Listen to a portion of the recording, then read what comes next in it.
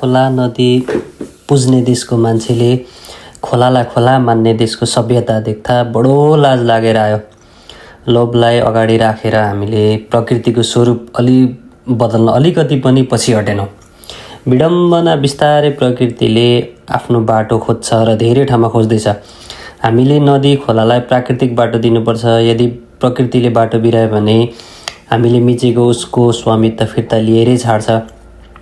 हामी सभ्यताको नारामा सबैभन्दा अगाडि छौँ, तर हकीकत सबैभन्दा पछाडि छ। सुधार्नु पर्ने हाम्रो आचरण हो, तर हाम्रो फोहोरी मगजमा केवल क्षणिक औपचारिकता बाहेक केही छैन। दीर्घकालीन सोच राखेर नदी किनार आसपास कसरत गर्ने, यसो वृद्धलाई गफिने चौतारी बनाउन पाए कति राम्रो हुन्थ्यो।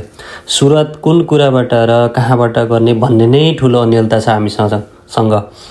एकै पटक त केही हुँदैन, तर राम्रो जग बसाल्न मात्र सके पनि उत्तम हुने थियो। फोहोरमा यसरी नै अग्रगामी छलाङ मार्ने हो भने दक्षिण एसियाकै नमुना फोहोर देश बन्ने छ हाम्रो देश नेपाल। विद्यालय स्तरदेखि नै प्लास्टिक उत्सर्जन र वातावरण प्रदूषणको असरबारे व्यापक अध्ययन अध्यापन गराइनुपर्छ। प्लास्टिक जन्य फोहोर नभएको न त हिमाल नै छ न त खोला नदी नै।